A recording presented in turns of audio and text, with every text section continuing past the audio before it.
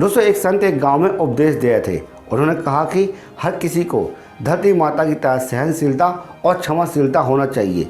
क्रोध एक ऐसी आग है जिसमें वो खुद जलाएगा और दूसरों को भी जलाएगा। हाय गाइस, मैं हूँ शिव और एक छोटा सा प्रसंग हम सबके लिए।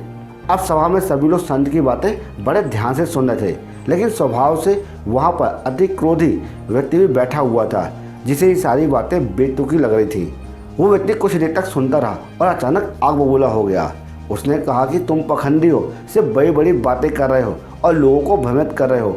आज के ज़माने में तुम्हारी बातें कोई मायने नहीं रखती। ऐसे कटु वचनों को सुनकर संत शांत रहे, ना ही वो दुखी हुए, ना ही कोई उन्होंने प्रतिक्रिया की।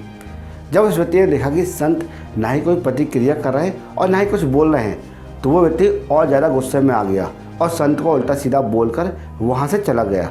अगले दिन जब उस व्यक्ति का गुस्सा शांत हुआ तो उसे अपने बुरे व्यवहार के कारण बड़ा पछतावा हुआ और वो पछतावे की आग में जलने लगा। अब वो संत को ढूंढने उसी स्थान पर पहुंचा, लेकिन किसी ने बताया कि संत तो पास वाले गांव में उपदेश देने के लिए निकल चुके हैं। उस व्यक्ति ने संत के बारे में पूछा और ढूंढते ढूंढते वहां पहुंच गया जहां पर संत प्रवचन दे रहे थे। संत को देखते ही उनके चरणों में गिर गया और क्षमा मांगने लगा। तो संत ने कहा कि तुम कौन हो भाई, और तुम्हें क्या हुआ है और क्षमा क्यों मांग रहे हो? उस व्यक्ति ने कहा कि भूल गए क्या, मैं वही हूँ जिसने कल आपके साथ बुरा व्यवहार किया था। मैं शर्मिंदा हूँ, मैं अपने दुष्ट आचरण की क्षमा याचना करने आया हूँ। संत ने उस व्यक्ति से प्रेम पूर्वक कहा कि मैं तो बीता हुआ कल वहीं छोड़ के आ गया हूँ और तुम अभी भी अटके हुए हो।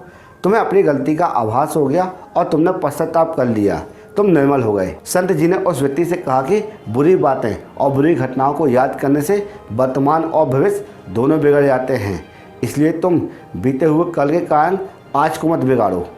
दोस्तों, उस व्यक्ति का सारा बोझ उतर गया।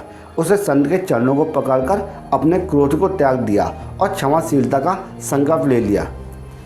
दोस्तों, अक्सर हमारे साथ ऐसा ही होता है। अगर किसी व्यक्ति के साथ हमारा झगड़ा हो जाए या वाद विवाद हो जाए या फिर तू मैं हो जाए, तो उस व्यक्ति के द्वारा कही हुई बातें हमारे दिमाग में दिन भर गूंजती रहती हैं और हम उस व्यक्ति से बदला भी लेना चाहते हैं और प्लानिंग भी चलती रहती है। दोस्तों, अगर इस तरह के विचार आपके दिमाग में आए तो सबसे पहले आप अपना ध्यान हार्ड वर्किंग तब लगाएं, मतलब कोई ऐसा काम करने लगे जिसमें मेहनत हो। देखना आपका ध्यान ऑटोमेटिक वहाँ से अलग हो जाएगा। दोस्तों, अगर आपको ये वीडियो अच्छा लगा हो तो इसी वक्त हमारे YouTube चैनल को लाइक कर देना और कमेंट बॉक्स में ये ज़रूर बताना कि अगर गुस्सा आए तो हमें और क्या क्या करना चाहिए अपने गुस्से को शांत करने के लिए। तो कमेंट बॉक्स में अपने विचार जरूर रखिएगा, क्योंकि हम आपके लिए इसी तरह यूजफुल कंटेंट प्रतिदिन बनाते रहते हैं। जय श्री राम।